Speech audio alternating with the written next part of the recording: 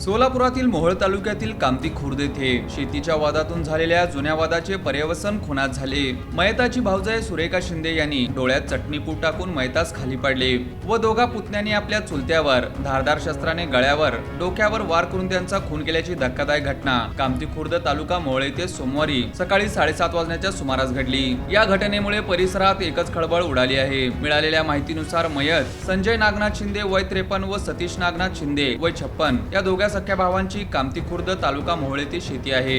या दोघांमध्ये शेतीच्या वाटणीवरून बऱ्याच वर्षांपासून वाद सुरू होता। त्यांच्या शेतीचा वाद न्यायालयात चालू होता। 4 महिन्यापूर्वी शेतातील विहिरीतील गाळ काढताना त्यांच्यामध्ये जोराचे भांडण झाले होते। सततच्या भांडणामुळे या दोन कुटुंबाचा वाद विकोपाला गेला होता। सोमवारी 23 जून रोजी मयत संजय शिंदे हा गावातील जारचे पाणी घेऊन गरी वस्तीवर जात असताना डाळिंबाच्या बागेमध्ये दबा धरून बसलेली सुरेखा सतीश शिंदे हिने मयताच्या डोळ्यात चटणीपूड टाकून खाली पाडले व रणजित सतीश शिंदे वय 25 व रितेश सतीश शिंदे वय 23 यांनी चुलत्यावर धारदार शस्त्राने वार करून त्यांना जागीच ठार केले। या घटनेची माहिती मिळताच कामती पोलीस ठाण्याचे सहाय्यक पोलीस निरीक्षक Basavaraj Jakikore, Anant Dixit, police head constable Ramesh Waghmare Jadhav यांनी घटनास्थळी धाव घेऊन पंचनामा केला। या घटनेचा गुन्हा दाखल करण्याचे काम रात्री उशिरापर्यंत सुरू होते। सहाय्यक पोलीस निरीक्षक बसवराज जकीकोरे यांच्या मार्गदर्शनाखाली तपासासाठी 4 पोलीस पथके रवाना करण्यात आली आहेत। संजय कुमार शिंदे, मी राहणार पंढरपूर। इथे वडिलांची जमीन होती कामतीमध्ये। वडील शेतात राहत होते, मध्ये काय वादावाद होते, सगळे नील झालतं।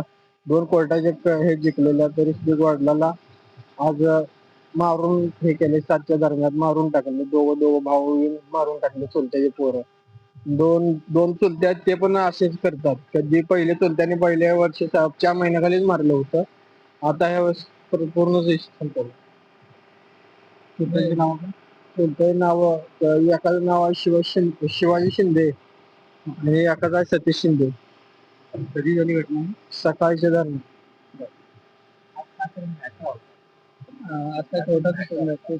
कोर्टाची तारीख होती आज लास्टची, त्यांना तेवढ्याच रगापाय त्यांनी गेले मारले। वडील शेतात एकटे होते? हा, वडील शेतात, आई वडील आणि माझा भाऊ, म्हणजे त्याला बोलता येत नाही वगैरे, ते भाऊ आहे माझा, ते त्या 3 जण होते।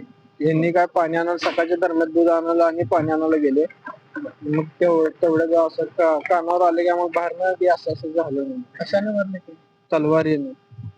कुठे लागले त्यांना? मानेवर वार केलेले आहेत, हातावर। तुम्हाला कसं कळलं त्यानंतर? आम्हाला सकाळी एखादा फोन आला, तिचा फोन आला, ज्यामुळे आम्ही उचललं तर बोलले भांडणं झाली वगैरे। मग असं काय तर मग आम्ही तिथनं आलो पंढरपूरला धावून। त्यानंतर पोलिसांनी स्वतः आणलं तर बॉडी, तुम्ही आनंद पोलिसांनी आणली इथं बॉडी।